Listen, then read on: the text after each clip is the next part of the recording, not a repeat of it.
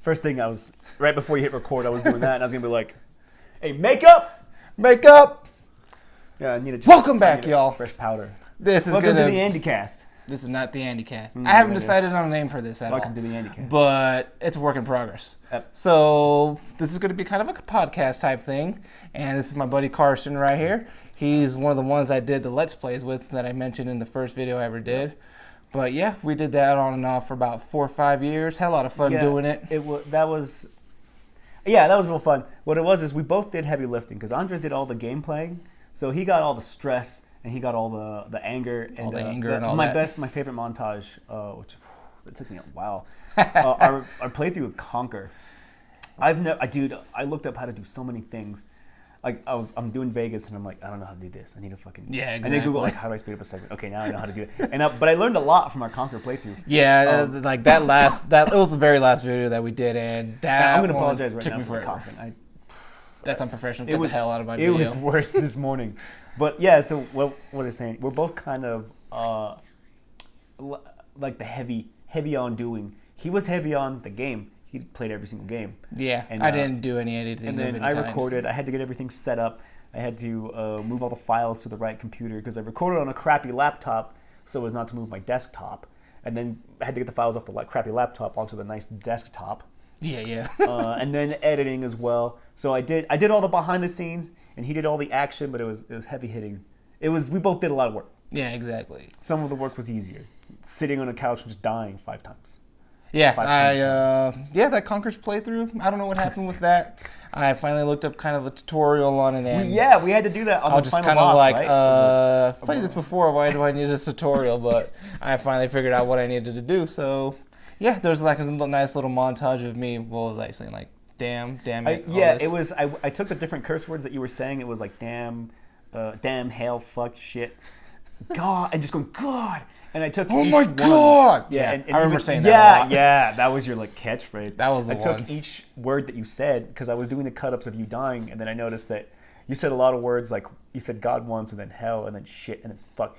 And then you did like fuck again and then shit. And I was like, oh, what if I just got each individual word and I went through like, oh, hell, oh, hell, and then just shit. Yeah, because no one wants to see me dying like for the whole entire video, so we just sped up that process. Was that back when we were still doing 45-minute episodes? That was, about 45 to an hour. That was bad. Yeah, so, later on, then we figured out to start doing like 15 to 20-minute videos. Yeah, the 10-15-minute format was ice. Ice? It was very ice. Icing. Ice indeed. Icing. But yeah, anyway, after that, we made our own little channel, Hanging with Andy and Carson. It was just a Bloodborne playthrough and doing canned tamales, which was an interesting thing. We can do more stuff. We'll talk. Yeah, to bring that up, because like I was going to mention to you that I wanted to do some more videos that had to do with foods that are in a can. So like, do you have some stuff saved up or? I have ideas of it, but I need to like locate where to get them. Like I've seen like canned PB&J, canned cheeseburgers. The whole sandwich? I've seen the canned cheeseburgers. Yeah. I haven't had them. We're going to try to focus primarily on anime for this episode. He's the one that kind of got me into anime. Like what I watched previously was like Tenchi Muyo, Dragon Ball Z, and Gundam Wing. Those were kind of the 3 primaries that I'd always watched in my childhood. Everyone our age. Pretty much everyone has seen it because it was always on Toonami, easily accessible back then. But he came into my life and just started throwing anime at me. And one that he kept throwing at me was called K-On! Pretty much about some schoolgirls starting their own little music club and whatnot. And it's just slice of life anime. Yeah, cute girls doing cute things. Exactly. It's a formula that doesn't fail. But yeah, saw the first episode, instantly fell in love, and I was hooked on the series. So it's been a while since I've actually seen it, but I want to watch it again because it was really good. I need to rewatch the movie too. I was gonna say, I remember back when like I would ask you like, oh man, Andres, when did that thing? Ozzy said did that thing, and you'd be like, oh, that was episode 8, about 3 minutes and 45 seconds into that. Yeah, and then you could just recite episode for episode. So if you ask me that now, I would forget because I literally haven't seen it in a long time. Mm-hmm. That was back when I actually just watched it pretty much every day just because it was really enjoyable. And then what else was it that you kind of threw at me? Sergeant Frog. Yeah. I refused to watch that one for the longest time just because I didn't like the artwork and it seemed really childish. But sometimes you gotta look at, like, this is coming from someone who I saw Kimono Friends. Have you seen that at all? I saw the CG. I saw a trailer for Kimono Friends, the CG from that, and people who know what I'm talking about. And I thought, that looks cute. I'll give it a watch. Yeah. And you just, through watching a bunch of different animes, you kind of learn to just disregard the animation style, because what comes out of it, the story or just the fun that it is, is worth the weird, especially like in Kimono's Friend, the weird kind of stiff 3D CG that it's made out of.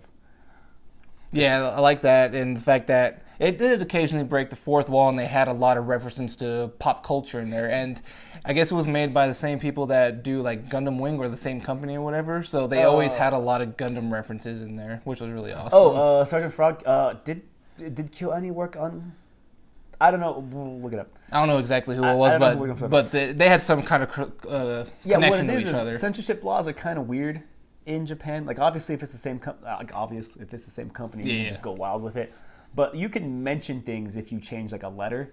Like we've seen some Bepsi, we've seen Tepsi, we've seen Kepsi. We've seen Coca-Cola, but it's in Pepsi colors. I've seen one called McRonald's. McDonald's.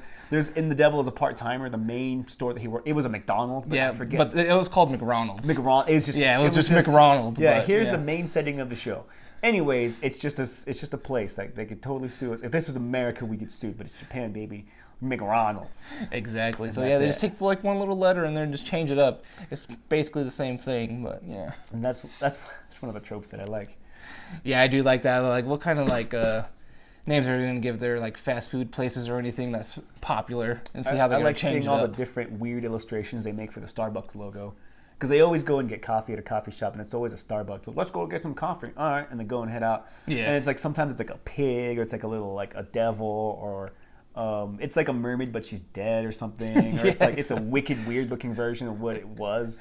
I love seeing that when they take logos and just we'll just change it up a little bit. No, we didn't use your logo. We just it looks kind of like it. Yeah. Yeah, but we just did some little drastic details to it. That way we could avoid the copyright. Yeah, and that's one of the things that's really fun. Yeah, exactly. And then I think the other major one you introduced me to was Puella Magi Madoka Magica. Yeah, that's kind of a mouthful to say. Puella Magi Madoka Magica. Yes, I think that was really. Because I took you for spoiler alert, but it's like a 12-year-old show, so get over it. Where on episode 1, 2, and 3, all the way through the ending of 3, it looks like such a cute show. It's just happy-go-lucky. It's just magical girls get magical abilities, and this other like older magical girl's like, I'll teach you how to be a witch. Yeah, it's real fun and everything's become a magical girl. Yeah, and they go to some of the witches that they're fighting, or a magical girl. They fight the witches. Sorry, some of the witches like territories that they go to is like an alternate dimension, but they're all cute and fluffy, and there's just nice and just slight and fluffy shit. The theme song's real cute. The ending song's real cute. And at the end of episode 3, Mami Tomoe gets her fucking head bit off. It ends with the thing holding her entire body and then crunching down, and then you see her body drop, and it falls into that fucking sick. That's such a banger by Magia. I think it's called, I can't remember what it's called, but was it called Magia by someone? But it just breaks into that really haunting sounding ending metal song. And you're like, oh no. It's like, oh no, is this what it's going to be for the rest of the series? Because they just did a complete 180 on that. I was expecting nice and cute, but no, it just went dark. Just like that, and I got mad at you the next day at work. I remember because I asked you, like, you're like, oh, how are you doing on Madoka? Like, oh, I'm watching episode 3 right now. Oh, okay, cool. Who's your favorite character? Just so far, just asking. Like, I like that blonde. She's real cute. I like her a lot. Like, oh, dude. I was like, dude, something's gonna happen in episode 3. It's gonna lock that in for you. And you were like, sweet. I'm excited. I can't wait to watch. I'm gonna go watch it. And it came back next day disappointed. Yeah, I remember. And felt betrayed. Because I'd seen you. I was like, Andres, hey man, did you watch that show? Just watched it. The betrayal, the disdain in your eyes. It's like, can't believe you gave me that. That was one of the worst betrayals ever in an anime for me. Well, no, I take that back. Fullmetal Alchemist. Oh, which part? The little girl and the dog doing a fusion. Yeah, that will. I'll never. All the memes. Ever forget that. I love the memes. Yeah, I've seen a lot of memes because they do the whole Dragon Ball Z fusion thing, and then I'm like, no, that just needs to know. I actually, Fullmetal Alchemist, I never finished it.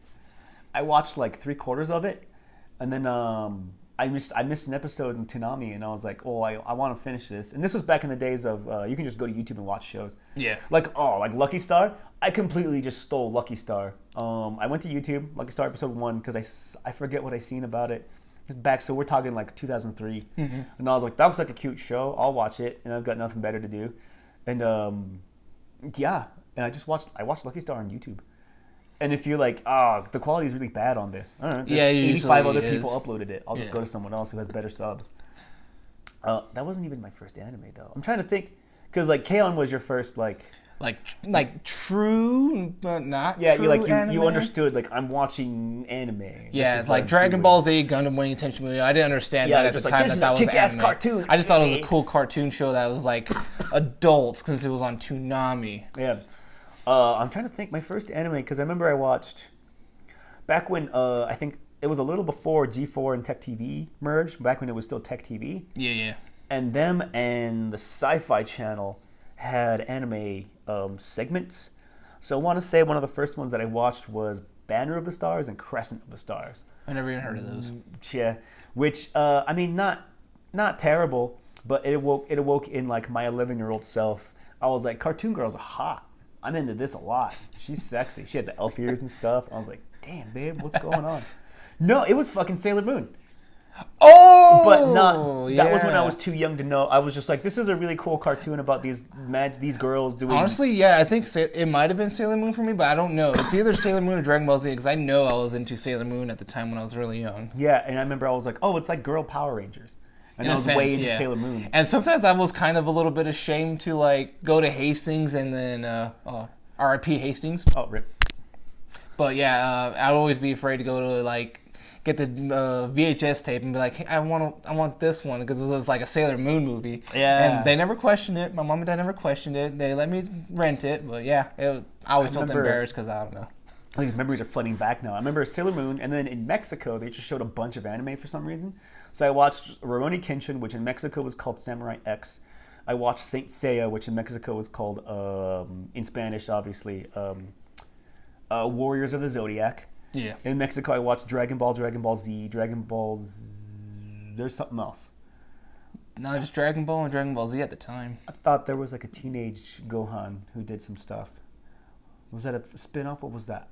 I'm getting all muddled because I watched all of Dragon Ball when I was little. Because all it was Dragon Ball. That was when Goku was a kid. And GT, that was when we don't talk about GT because GT is garbage. Oh yeah, okay, yeah. I remember I watched Dragon Ball GT, and Dragon Ball Z. Because that was one where GT when Goku got reverted. I don't remember because I didn't really watch it, but Goku got reverted back to a kid, and then they went and did some other business and whatnot, and he went with his granddaughter. What was her name? Pan? Wait, no. I seem to remember a character named Pan. Yeah, it was Pan and Trunks. Yeah, that's right. It was Pan and Trunks that Goku was on his little adventures with. But I didn't really get into that show because I thought it was really boring and dumb.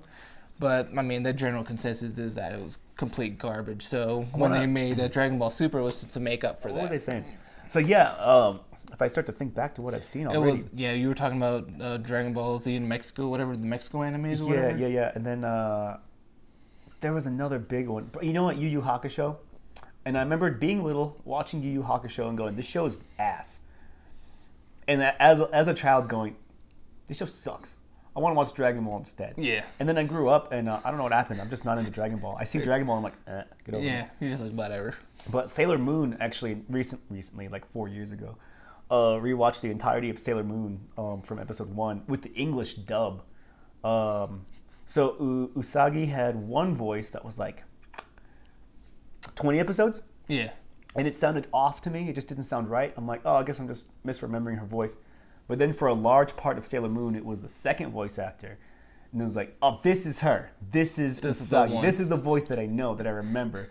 And she's just really bubbly and cute, and I love it. Yeah. She's a great voice actor. I don't even know her name. It's been a while since I've seen it. I've been thinking about trying to watch it again. But I'm just kind of like, It's hard for me to commit to animes. Because like, I start them and then I don't really finish them. Like, it took me... Well, it started in August watching Naruto, and then I barely finished it like a couple of weeks ago. Speaking of rewatch, I just rewatched all of Gunslinger Girl. That was one of my favorites. So I've got Gunslinger Girl, the second season, and then the second season OVA, which I think was, I look at the art and I'm like, was this drawn by a porn artist? Like I look at the art and I'm like, because it was very different. I was like, I've seen hentai with this artwork. Like, but I didn't investigate it further because I was like, I just want to watch this show. Yeah, so let's watch it. Gunslinger Girl. Watch Gunslinger Girl. Like, I don't remember Gunslinger Girl, honestly. Did you watch it? I think you let me borrow it, but I really don't remember anything. I think I watched the first season at least, but I didn't really watch the second one because you told me the artwork was all different and whatnot. Yeah, it's really jarring. They went from like this is like it's anime, it's a cartoon, and like we kind of have the big eyes, whatever, to we need these like 12 to 18-year-olds to just look like they're 6 for some reason. So it was the big giant eyes and all that. And it was just a weird shift, but the story was still there and it was still solid. I wasn't ready for episode 10 of season 2. I forget the name of it, but I remember it was my favorite episode. It was about Triella's backstory, and that's some good shit. Cause I don't remember any of it. Well, I would listen to the ending theme song. It's Doll by Leah for season 2. Oh, Leah's a good one. Yeah, and it's just a really cute song. I love it. Just piano. The lady sings really pretty. Mm-hmm. And then I was like, why does this make me so sad? And then episode 10 started, and I was like, oh, I remember. You get Triella's backstory, and then it just like it's not super sad. It just like, gotcha, bitch, and it just tugs your heartstrings. Like, just enough, like that. Just enough, yeah. And then just the way it transitions from like the last scene into the ending song, it didn't ruin that song for me. Whenever I hear that song, I just get really bummed out. Yeah. And I'm like, it's bringing back those terrible memories. Yeah. And then I sat there and watched it, and the girls come in because I got 2 kids now. Yeah. They come in and like, Carson, what's wrong? And I'm like, nothing. Everything's fine. Like, you're gonna have to just believe me. Everything's fine. I know I'm crying. I know I have tears running down my face, but everything is all right. These are happy tears. I was like, it was just a really sad story. I'm like, oh what? I was like, oh, my show. It's just a really sad story. And can I watch it? I'm like, when you're older. When you're older. Way older, because I remember her backstory is she was in the middle of like a sex trafficking ring. Oh, okay. Yeah, as one of the kids that was kidnapped. So, I was like, when you're way older, we can maybe watch it. Yeah, when you can better understand this, I guess. Yeah. So yeah, that's pretty much kind of like where it kind of kickstarted for me for anime. So I started watching anime more and more over the years, and then probably, 2 years after the fact, we went to a convention. Because I know you had went to one before me. Yeah, I went to A-Kon, which is the longest running. I don't know if it's the largest, but I know it's the longest running anime convention in the United States. At the time that I went, it was 24,000 people. I think they currently sit at 80,000. Yeah, because I think when we went, it was around 35,000. Yeah, and that was like 2 years after I had gone. Yeah, I went, but then we went to a small 200-person. That was my first convention. Convention. Over the next town over, it's right. Yeah. We stayed with my aunt. I remember. And my aunt was like, "Hey man, your friend's fucking cool." Yeah, it's cool. Like, yeah, so we stayed over. Yeah. Oh, and we ate 100 wings. Oh man, yeah. So I pretty much ate all the ones that I liked, like the hot wings. Yeah, and mine were then the you lemon were pepper. the lemon pepper, and you were just the only one that ate those. So I was like, I was killing them. I was putting them down, and I was like, you guys need to grab lemon pepper ones, and then you guys got a couple. I still have that. I still have that picture I snapped of you eating that lemon pepper early in the morning, just like you like that. When we woke up, we woke up, and I was like, I'm gonna have more of those wings. Yeah, went to the fridge, warmed them up. I was like, oh, good Lord. Because I remember I told them, if I wake up and I'm the only one awake, these are getting killed. Like, they're my wings. And I remember you and my aunt were just like, dude, that's fine. Like, that's too much. Like, that flavor's too hard. They're good. That's too strong. And I was like, yeah, it was a really strong flavor. It was good, but it was just like, too strong. But, I remember I was like, oh, we'll go to this. And I couldn't believe it. It was like 200, 300 people. Maybe 300 people. Yeah, at the most, yeah. But it was a really small one. Monica Rial and Jamie Marchi were there. Monica Rial is my favorite voice actor. And then so I was like, Monica Rial is gonna be in the next town over. I need to go, but I want to go by myself. And that's when I started talking to you about it. And you're like, yeah, I'll go. And I was like, I want to go meet Monica Rial. And so I remember we went to a maid cafe. It was a Miku maid cafe. It was a Vocaloid. Vocaloid, yeah, there you go. Vocaloid maid cafe. I remember you were still asking me. You said, "What's Vocaloid?" And I said, "Oh, it's like it's just a voice synthesizing software, and people make music to it, and it's real nice. I remember you being not too interested, like not too fussed about it. You're like, oh, okay, that's It's like, yes, it sounds all right. It sounds neat, and you're like, well, what's that character? What's that character? Oh, like there's just tons of what's like, this character's trope here? Because I know we got the one that was like really like quiet and shy. Cause I guess that was her shtick. She was Teto. Yeah, Teto. Her and Gumi and a fanloid, which you know the concept of fanloids and stuff, don't you? No. Oh, it's just like they take another voice, like Rin or Len voice, and they kind of modify it, and then everyone just kind of agrees, like this is Neru's voice. This is what she kind of sounds like. Okay. And then that's a fanloid, and they just make a character for it. Yeah, we had Teto. We went to the cafe. We were asking about Vocaloids, and I was like, "That's Teto." Blah blah blah. This and that. She's in this really great song called my second favorite Vocaloid song, Triple Baka. Oh, it's okay, super old yeah. school. It just exudes like 2001, 2005 Vocaloid. Yeah, that one is a pretty good jam. Like this is what Vocaloid songs. Everyone was just a fucking meme. And there was just songs about nothing, and everything was fun. And then we made all the really sad, like suicide songs and stuff. What was the leak song Miku did? Oh, Levan Polka. Yeah. Which is an old Finnish song, which actually doesn't have lyrics. If you sing along and you go just make noises, you're singing. As far as like anyone can really, really tell, you're singing the song. Yeah, Levan Polka and Popipo. Vegetable juice, green vegetable juice. That's right. Where she sings about, I recommend you buy the green juice. Yeah, I know I looked at the lyrics of that at one point, but I don't remember what they were. I look up, if I hear a song, I'm like, that's a really cute song. And I look up the lyrics, and 9 times out of 10, it's like, it's about suicide. It's always something tragic. You're like, what a cute song. Oh, this person wants to die. Yeah. Cool. But yeah, so we did that, and then it was. I think were we just walking by that auditorium area where I was like, hey, walking by. We just got that? done with the Vocaloid Cafe, and you were like, you whipped your head, and you're like, what is that? And I'm like, oh, dude, this is Vocaloid. You want to, like, we should go in and you can watch the concert. It's one of the concerts I do in Japan. And you're like, what do you mean they do a concert? It's an actual person? I'm like, no, it's like a hologram and da-da-da. Because I think at that point she wasn't a hologram. She was on a screen. Yeah, she was on a screen. She was on an actual screen. And so we went in and we sat down, and it was Miku. I couldn't tell you what song it was, but Miku was singing. You fell head over heels in love with Miku. And then she transitioned out. Her sister Luca came in, and you completely just got over. You're like, Miku, who? Who is this? Who's this? No, that's right Luca. There. Yeah, and you were just like, Luca. Because she did that Luca looking night dance super song. I think it was. Yeah, that's a great jam. That was a good jam. Oh my god. And yeah, then, I remember she's just moving and grooving. You're just like, I saw the hearts in your eyes. I was like, this man is And in then when the intense singing of Hatsune Miku came on, that's when I kind of shoved Luca aside because they had that like devil looking. The append. The append with the long purple and blue hair. Yeah, and then the angel wings when she like starts going up and whatnot. That song. That still gets me because have you heard the lyrics to that song? No. It's just like that one and the disappearance of Hatsune Miku and another one I don't forget, but the same person. It's just Miku getting deleted and saying goodbye. Disappearance probably is. I don't want to say my favorite, but it's shorter, so I listen to it more often. Yeah. Because if I listen to the intense singing, I can't listen to the 4-minute like Project Diva version. I'm like, give me the 8-minute version. Exactly. I don't always have 8 minutes for a song. I'm on the way to work, you know. So it's like, I'll just listen to Disappearance instead. But that one's about a person who it's. I think the general gist of it is a person who uses Vocaloid. They don't need it. They just got sick of it. Exactly. Yeah. And it's Miku basically saying, "I'm sorry for not being good enough. I know you're deleting me because I deserve it." And then she's just basically saying, "Thanks for using me. Mm-hmm. Bye. I guess I'll not see you again."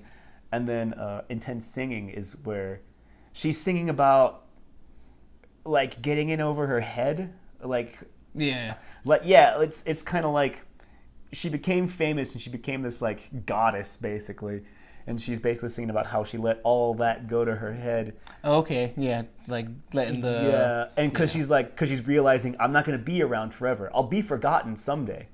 And singing, and as the song goes on, because it starts kind of like that, really sad, like I'm going to be forgotten. I'm going to be going away soon. Not soon, but eventually I will be forgotten. In the near future. And it's kind of saying, but even though I will be forgotten, we did have some good times. We made some people happy. We made some people sad. And if even one person is left humming a single song or with a single good memory in their head, then it was all worth it. And that's when it gets to the angel wings. Oh, the angel wings part.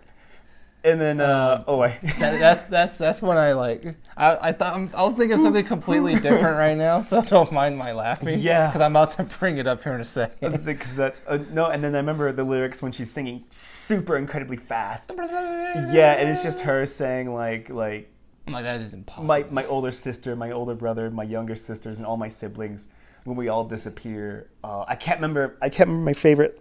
There's one line in there that's my favorite thing. I think it's something along the lines of, on the darkest day with the heaviest rain, we'll still be smiling, something like that, as we wave goodbye. Yeah. And that just messes me up. Like, some of the songs are cool. Because really obviously sad. I don't know Japanese. Yeah. But when it hits that part, and you listen to the lyrics, you read the lyrics enough times, it gets to that part, you're like, oh. It's like, oh shit. Yeah, really good stuff. And but then, in later versions of that video that I've seen, they do this really cute thing where da-da-da, and then Miku leaves, and it's just a single feather floating down, and then it just ends. Yeah. I'm like, oh no. The waterworks, yeah. But like, I think kind of the one that doesn't really make sense to me to feel sad for was Hayabusa. No, you should, because it's taking. So Hayabusa basically was a satellite that was in space. A rocket went up and shot out a satellite, and then the rocket came back down to Earth. Trash. The satellite went onto a comet. It crash landed. They restarted it. It woke up. Okay, I'll take off. They thought it was gone. It turns out, hey, I'm still working. I'm still active. And I'm coming home. Okay, cool. Yeah. It came back. It broke on the way home. They fixed it. It came back. Cool. We got some samples from a comet, and that's the short end. But when you listen to the story of, because the rocket falls, it's like fuel pods. Exactly. And it's my mother sacrificed her life so that I can continue my mission. You're like, oh Lord. It's like, okay, yeah. So, Jesus. Yeah, it's pretty much detailing the whole adventure of that rocket Hayabusa. Dude, and then because she has some trouble on when she gets to the asteroid, comet, asteroid, something like that. Yeah. But yeah, there's some trouble there, and the song gets kind of like not shaky, like kind of sad-ish. You're like, oh, suspenseful. You're like, oh, what's gonna happen to the Hayabusa rocket? Was it that part after the intense solo or whatever? I think so. Yeah. Because it restarts and it kind of slows down, and then it restarts and takes off, but it doesn't do that stop. It just keeps going. You're like, oh yeah, wicked. Yeah. And then it breaks on the way home, and that's when it does that full stop, and it's that like. How she's talking about how she talks about flying on broken wings, flying on everyone's hopes and dreams, but moving with her broken wings and stuff like that. Yeah, like some of those songs get like really deep, and the fact that it was just an inanimate object that you're like, I feel bad for this thing. Yeah, too. And then she comes home. That final note, because she says "Tadaima," she just says, I'm home. Yeah, I was like, that's such a tearjerker. Because you watch it and you're like, wow, that's a good jam. And then you read the lyrics to it, and it's just, I'm home. And they had a music video for it, like a fan made one, I think it was. Yeah, it's a fan made. It was a fan made one. It was really well done too. Yeah, so I'd recommend checking that out. There's no animation, right? Oh, they actually used some 3D, some footage from like an educational video about what the rocket did on its mission. Yeah. And then there was just some artwork and and then just. So yeah, that was some good stuff. So I think we stayed in there for a little good while, and then we started checking out some other panels. But there were some panels where we were just kind of not interested in. So you know exactly where I'm going with this, huh? So it was me for both times, right? Yeah. Story. So I forgot what panels we were at. We were just listening to some people talking about. It was probably Monica Rial and Jamie Marchi. You know what? But we were leaving for something. I think we weren't just interested in what they were saying. The first time it wasn't. The first time it was something else. Yeah, so I don't remember what that time was, but we were like, okay, yeah, we're bored. We'll just get out of here and leave. So Carson, try not to disturb anyone. I was like, because I think you were saying, and I was like, yeah, I think you're kind of right. Like, I'm not really feeling. Yeah, let's just go. But let's be respectful. Like, yeah, we'll be quiet. Okay, yeah. And we told my aunts, okay, dude, we're gonna bounce. We're just gonna grab some food or something, maybe. Yeah. Oh, okay, cool. Sounds good. So like, really super trying to be respectful. Look behind me. Okay, cool. I'm not gonna block anyone. I'm gonna get up and walk away. So I go to get up. And my phone, which is in a really big, like hardcore case, so it's not gonna get smashed or anything, it slides off my leg and lands flatly and firmly on the cold concrete floor in this very echoey auditorium. And it's quiet, and the talker's just going, and in the industry, boom. Everyone stops, looks up, turns around, and just looks at us, and we're just kind of just like frozen. The person stopped talking. They're like, yeah, and and we're just like...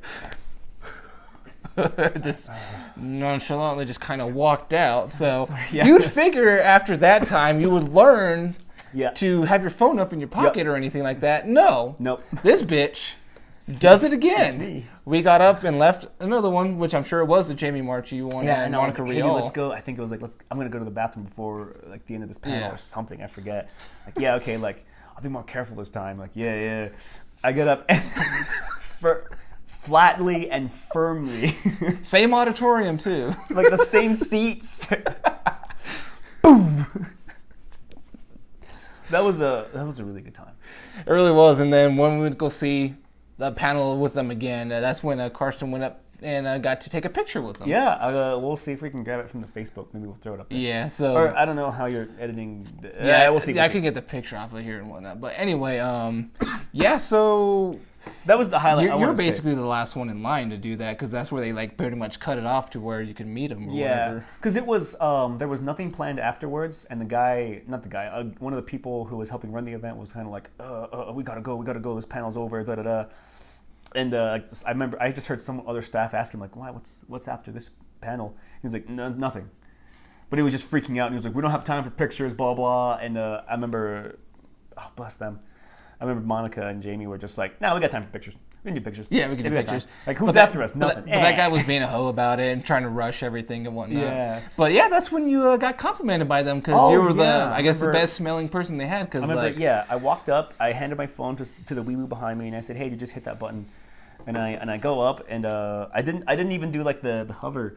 Like I just full on, bam, Jamie Marchi, Monica Rial. And Monica looks up because she's short. She's so tiny. Yeah. She looks up because I was... 22, 23, 24. It was a while back. Yeah. And she looks up at me and she says, hey, you smell really nice. Thank you, Monica. Yeah, because whenever you go to those conventions, it's a bit much with the nerd funk. Because...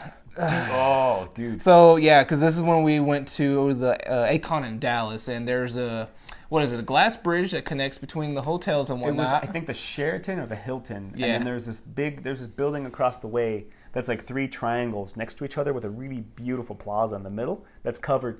It's covered way at the top. Yeah. Which I think was really cool because it's like you basically get the entire you're inside between 3 buildings, and like 4,000 feet up is just the ceiling. Anyways, between them was a sky bridge, and it was just glass. And it was just windows and glass. And not ventilated at all. So I had been there already. And we were walking to the door, and I said, hey, man, kind of brace yourself. Like, you have to be ready to go in here. And you're like, no, I'm fine, cool. And I opened the door, and I stepped to the side. Because I need to let the funk kind of equal out a little bit. Yeah, and I was just up there in front. I'm like, nah, I could do this. It literally just hit you like freaking wind and whatnot. Because I remember... the hot air, and then just the combination of all the nerds that are in there with that nerd funk. It was awful. It was like at least maybe... I'd say it was like maybe around 90 degrees in Dallas at the time, but when you're in that little steam box, it was... It's hot, there's no clouds, and it's humid. Exactly. So that was one of the bad experiences about that trip for me was that little... Yeah, the technique is you kind of have to like get out of the way of the funk, let the funk kind of release a little bit, and then kind of breathe out, and then move into the room, and you'll equalize pressure, and then you can move in. Yeah, because like also it doesn't help. Like everyone's dressed up over there, so they're going to be hot and sweaty with whatever it is that they're wearing. So it's just going to like magnify that even more. Yeah, and people just hanging out in there. Yeah, I'm just like, it's too freaking hot in there. You just can't do it. So we just tried to walk out of there as fast as we could. But yeah, that was. I remember. But other than that, that was a really fun trip. Oh man! I spent so much money over there just because there was a lot of merch to get. The first time I went, I was living with my parents, and I had no debts, so I went with about $2,000, and I came back home with $10. Yeah. The second time with you, I had debts, not like a lot of debts, but I had like some, just a couple little small a couple things.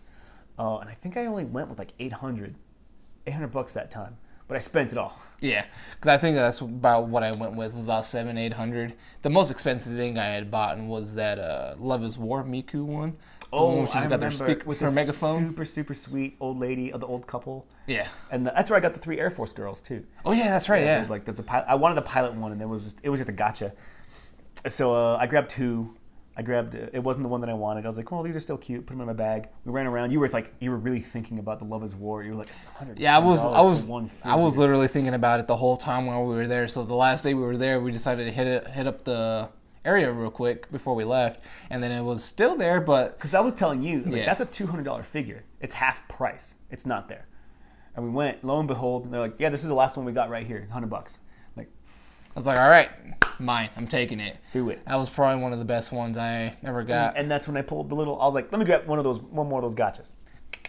And it was the one that I wanted. It was the one that you needed. Pilot suit. I was like, yes. Yeah. So and there were some areas over there where their plushies were a little bit ridiculous because I know there's one area that was selling the plushies for like $50, and you could go to a different spot where they had the same ones for probably about $20. So it's kind of like, why would I go to that one when I could just go to this one right here? Yeah, that's what you got to do is the dealer room. The last convention that I went to, SAC Anime, in California, in Sacramento. SAC. Yeah. In Sacramento, California. I spent basically 3 days in the dealer room. Mm-hmm.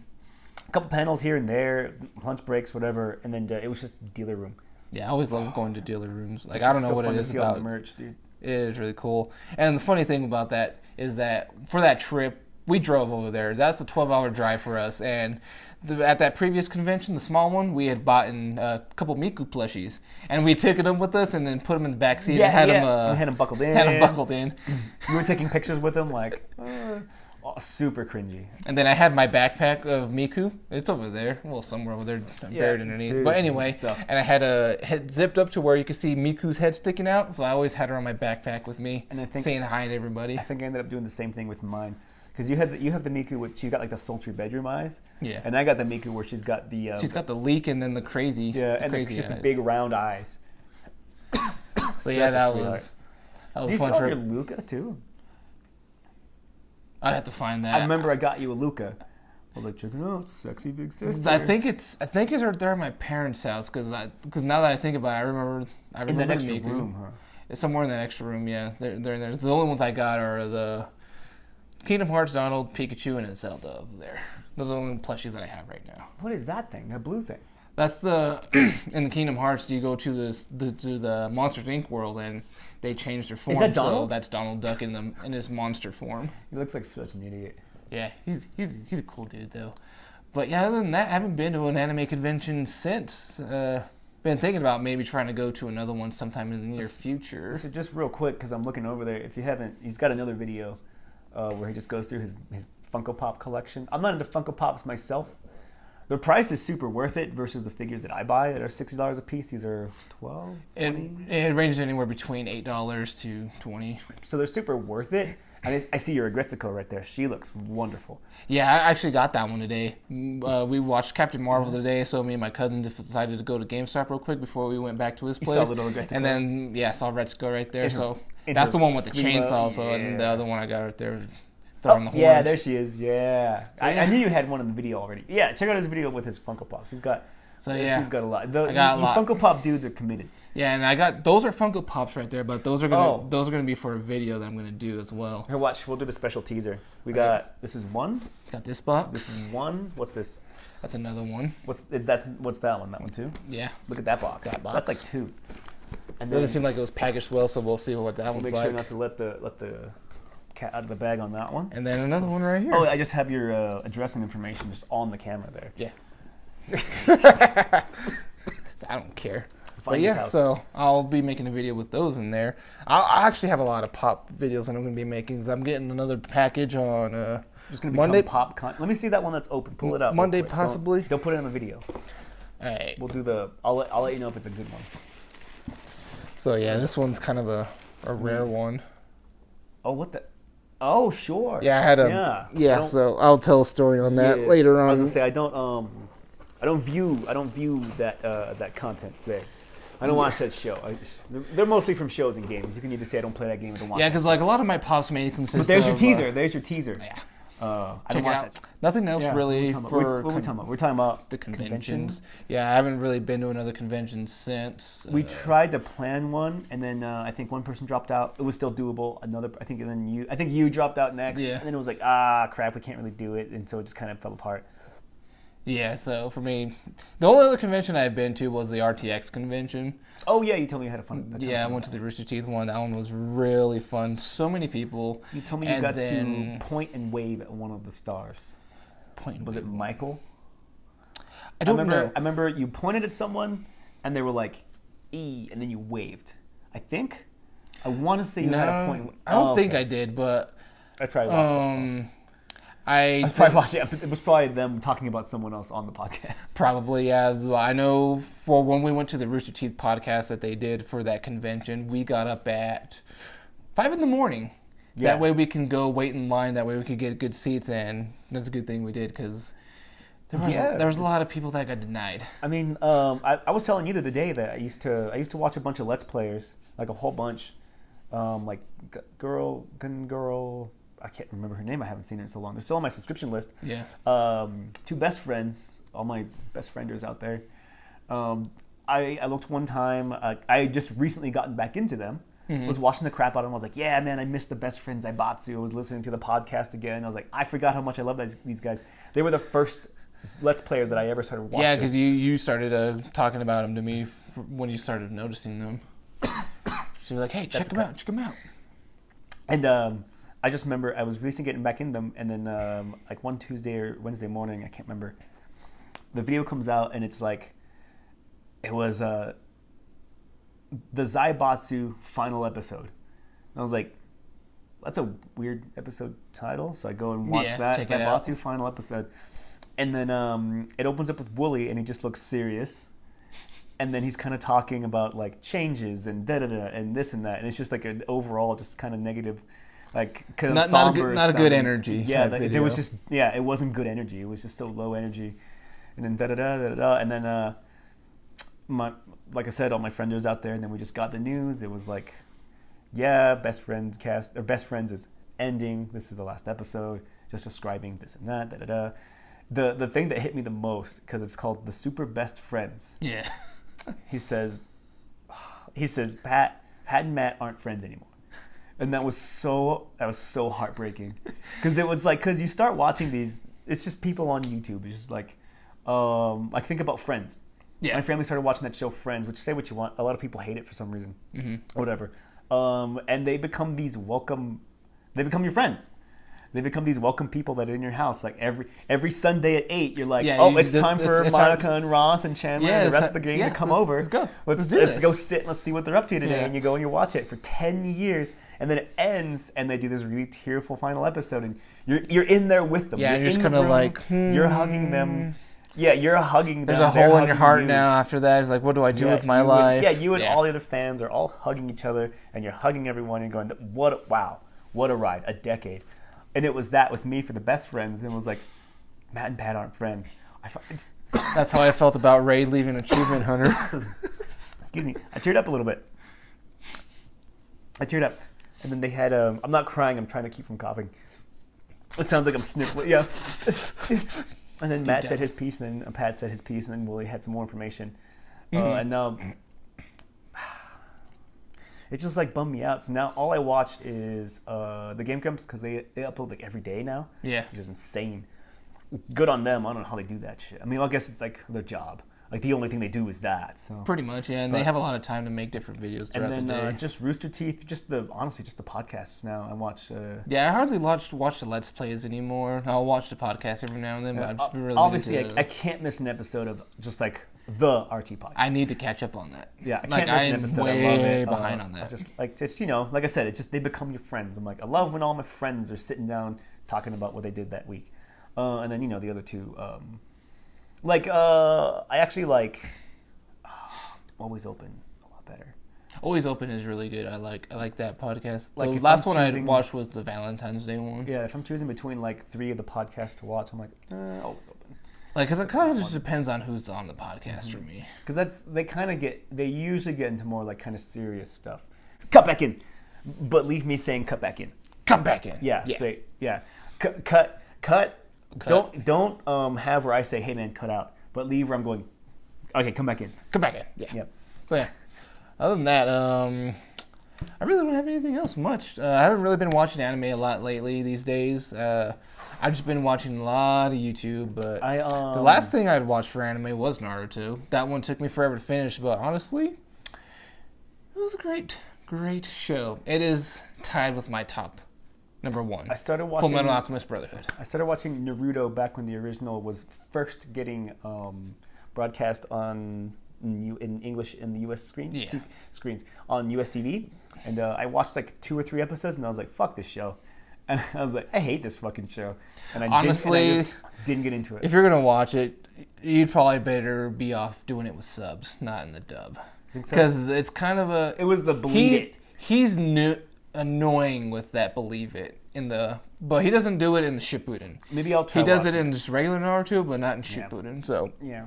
That was completely You mean Boruto season -1. Season -1. Yeah, it'd be cool if they did a show with Boruto's dad. I was gonna say. Didn't you want to talk about? Because speaking about that, reminded me of Jump Force. Yeah, so Jump Force had come out. What was it? Back in last month sometime. I forgot what it was. I was gonna get it, but I was kind of like, I saw the reviews on it and was kind of like, I didn't really like it. But you got a chance to play it. So I've been kind of getting into fighting games. So I saw it was a fighting game, and I thought, sure, because it's got, obviously I know some characters. And then what got me on it, I was like, yes, I'm getting this game, is when they said, yeah, Jotaro and Dio confirmed. I was like, oh, sign me up, yeah. I mean, so get it, and it's not a bad fighting game. It's a good fighting game, but it's not a fighting game. It's an arcade fighter, because it yeah. Your buttons are, there's no like, I can hit like down, up, left and do a Hadouken or... like the combo. I know that's not the Hadouken combo. No, yeah. It's heavy attack, light attack. Rush and I forget what it is. It's just your light attack is called something and your strong attack is called... Or your square button is a rush and your triangle is a heavy attack. And the way the game kind of falls into is the fight starts. And you need to cheese your stuff that is that can hit the entire field. Okay. Yeah. Or can circumvent stuff, and you cheese that, and then just wait for your opponent because they're going to be in defense. I never got the chance to play online, and I don't know if I'll pick it back up. But I played it for like a week straight. Mm-hmm. So playing against the computer, what the computer is, think of you're playing Street Fighter, old Street Fighter 2. Before Turbo and all those other iterations came out. Yeah. Street Fighter 2, and you're fighting M. Bison. And in the middle of a combo, he goes, nah, breaks the combo and just hits a combo on you. It's kind of that. Because you'll have him on defense. Yeah. And there's not a real, because when you have what's the word? You can't make your opponent flinch from a defense. Okay, yeah. There needs to be some kind of drawback. Like they take a lot of damage for blocking or... did you say there's like a stamina aspect of it? Would they just run out of stamina? There's a stamina aspect, and the attacker can run out of stamina moving in, and so you kind of go in at a disadvantage. On someone who's just blocking. So if you just hold the block button, you do take a little bit of damage. Like they didn't go crazy. It wasn't like no damage, but as you're taking a tiny bit of damage, you're building up a gauge, the awakening gauge. There's an awakening gauge, there's a stamina gauge, and then there's like your power move gauge. I forget the name of the stupid gauge. So there's like 3 main gauges. The gauges. Yeah. So as you're doing that, they can build up the power move bar as well as their awakening gauge. Okay. Because it's mostly from like taking damage. So the awakening gauge is pretty much like their like giant super, right? Is when you power up. Is when they go, basically, because not everyone's a Saiyan, but you go Saiyan. And that's that. And... So what it does is you'll be like just keeping them on the defense. Like you're not going to let them come out of a block. You're just hitting. And even if you use your power moves, they're blocking. So they just absorb the damage to fill their gauge. Okay. And then take a tiny bit of damage. Like if you throw a spirit bomb, it's not going to go. It's going to go, but you're still blocking it. Okay. So you're not flinched. Like you can throw a spirit bomb, come down. You're flinched from recovering from the animation. They can move in and just start comboing on you. That seems kind of broken.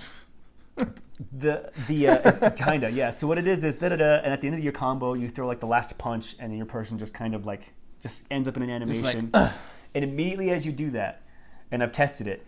The computer player, like, another chance, and hits it. And I've tested it where I ran up to the computer player and I just waited. And I'm not defending and I'm not attacking. And he's just like that. And he's blocking. Yeah. He's blocking. And I'm just standing in front of him. And then I press the R2 button to go to start to use a power move. And I press R2 and it attacks immediately and with like full vengeance. Now, you can have, in exchange for all of your stamina bar, you can get out of any attack unless it's a power move. You can just be in the middle of, no, I'm out. And then there's also a dodge. If you hit the attack at the exact right time, you can be getting in the middle of a combo, you can hit attack. Okay. And you can flip it, and now you're attacking. And the best thing I had was, they came at me, I got stuck in a combo because I was going to try to power move at the wrong time. So they got me. And then, so I evaded out of it, went in, they were flinched from the animation, or they were stuck in the animation. So I got the hit on them. They got the turnaround on me. They hit me once, and then I got the turnaround on them. And then I hit them once, and they got the turnaround on me. Oh, okay. And I was like, oh no. And then they hit me once, and I got the turnaround. And then from there, I used a power move and just took it from there. But, so the game is, I went it with the wrong mindset. I was guarding, I was being careful, I was staying out of range. Yeah. No, you need to go all in. Just go full force. And use your power moves as often as you can. So there's this one big cheese. It's the it's the Yu-Gi-Oh ability, Draw. It has one of 3 random effects. Sometimes it'll set up like 6 or 7 arrows that sit in front of you, and they'll one by one start shooting off. And so if they try to move in, they're going to get hit. Okay. And, so it keeps them away and blocking. So you do it again, and then sometimes it'll just power up your attack. So now your attack is stronger. And there's another one, it's my favorite one. No matter where they're at, 3 swords come down in a triangle formation, and then hit them for very, very minuscule damage, but they're completely paralyzed. And you can't get out of it. It sounds like, what is that? Swords of Revealing Light. Yeah, I think so. Yeah, that's what it was. And I've labbed it. I've labbed it. Which if you're not aware, that's when you like test shit out in a fighting game. Oh. And I labbed it. Okay, you cannot escape it, unless you avoid it. You can see the swords for like you can go hit. So basically, they're just stuck. From there to there, if you move, you're good. Yeah. And there's quick sidesteps and stuff too, but most of the time they say dodging. And I'm banking on that. So it goes, they're in. And then I just charge my power gauge, charge. I get it to, I go 1, 2, 3, move all the way across the entire field, because there's just a button for that. You go R1. R1, dip. Move across the field. And I think it's a Yu Yu Hakusho move. I don't remember. She jumps up. My character's, I always use a girl, Lizard King. Lizard King. She jumps, Liz. She jumps up and does this big, kind of like an energy ball. It's not a spirit bomb. I know it's not Dragon Ball. Lightning bolt, I think. Does a big energy ball, which in the middle of their flinch paralyzes them and makes them drop. And then I use the Saint Seiya move, something dragon punch, moving dragon punch. Yeah. Move that all the way through, and then turn around and just cheese the Yu-Gi-Oh move until I get the swords again. And then I charge, and you just cheese it. What can I say? So let's see. So with what you've played so far, about 1 out of 5 Tomos, how many Tomos do you give it? I mean, 1 Tomo is the best score I can give it, because that's my Tomo. Yeah. That's my cat, by the way. 1 on a scale of 5. So being kind of versed in a lot of jump stuff, and being a fighting game fan, I'd give it a 3. Okay, that's not. If you're a hardcore jump fan, because they're all in there. Because I do like a lot of those jump characters. For a hardcore jump fan, just for what it is, it's 5 out of 5. It's awesome. It's all your favorite characters. It's Luffy, it's Naruto, it's Goku. They're the main ones. Yeah. Also, they had to patch in the English language later. They finally patched that in, so I thought that was really? Weird. Don't get me wrong. I wanted to use the Japanese. It's the only thing is Goku's voice was really jarring because just Goku's Japanese voice is because it's that old lady. It's a little iffy. Because she played Goku, young Goku, right? I think she did. Small son Goku, and then they were like, she was like, I want to be adult Goku. They're like, sure, okay, fine, you can keep the job. And so Goku sounds like an old woman. Yeah. So and that's really jarring. It eventually did grow on me because I wanted to catch up. I wanted to watch Dragon Ball Super, but here in the U.S., I think they're only on episode like 90-something, and there's like 130. So at the time, there's, I think, around 60 episodes only out. So I was like, well, they're done in Japan, so I might as well just keep watching it. Yeah. So I started watching it in the subs, and It was a little hard to get used to Goku's voice like that, but eventually got used to it. Because of that, we got to wrap it up, I think. Yeah. But because of that, I want to watch Black Clover, so I threw it on my Crunchyroll queue. I want to check out Die, which I'm probably gonna have to find it illegally online because I'm trying to find Kiss Anime. I don't want viruses. Anyways, my computer's still running. And then good luck with that. And then also Saint Seiya. I'm having a hard time finding DVDs, VHS, anything. So I'm like, ooh, I might have to pirate that one too. I haven't done any pirating in a while. Your dog is losing his mind. I know. So I'm gonna try not to. I'm gonna try to garner them legally, but it's not like even if I find them legally, I mean it's third-party sales, so like the Jump's not making money off of it anyways. Yeah. You know. But yeah, I mean Jump Force. Like I said, I'm kind of a fighting game fan, kind of a Jump fan. So yeah, I'll have to come over sometime and play that. Yeah, check it out. Maybe want to play, or maybe want to watch some older Jump shows. Yeah. So thanks for joining us on this. Not yet named, so we'll check us out next time. And we'll see you around. Bye, people. Love you.